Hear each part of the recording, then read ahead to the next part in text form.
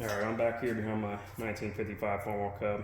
I'm putting the snow blade on, and I'm putting the wheel weights on. It's going to snow tomorrow morning. I see the question get asked a lot, how do you put these rear wheel weights on? You know, they weigh 150 pounds, and they're quite a lot of weight to handle by yourself. What I like to use is like a 3/8 or better smooth rod. I get it up on at least, 4 blocks here, the more the better. Put the smooth rod in one of the holes and get about a foot hanging on the other side. Then just rotate it. Make sure that this hole's at 12 o'clock before you start. Lift it up. Then just slide it in with your leg. And once it's all the way slid up towards the wheel, there's really not much weight on this. And if you needed someone else to hold it, it wouldn't be that. It's only about 5 pounds sitting on it.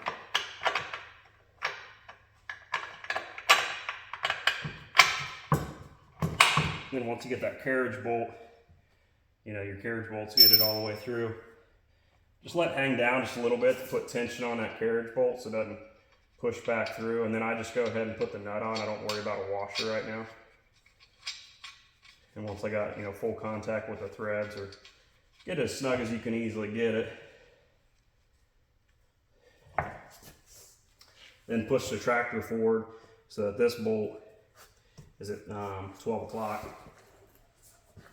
and all the weight's hanging from it. And just go ahead and leave the rod in. That way you can kind of wiggle it back and forth as need be to get these other carriage bolts in. And then you can get them in one at a time, or whatever's easier for you.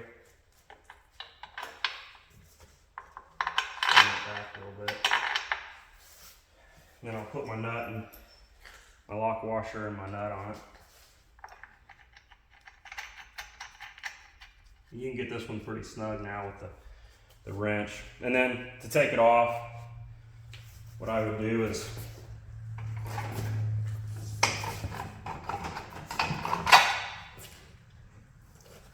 just take the bolt out that's up at 12 o'clock and slide your rod in before you loosen any of the other ones up. And then you can go ahead and take the other 3 off, and then this is already in. You can lift up, pull it away, and then let it down, and it'll slide down the rod and onto your blocks. And that's pretty much how you do it one person.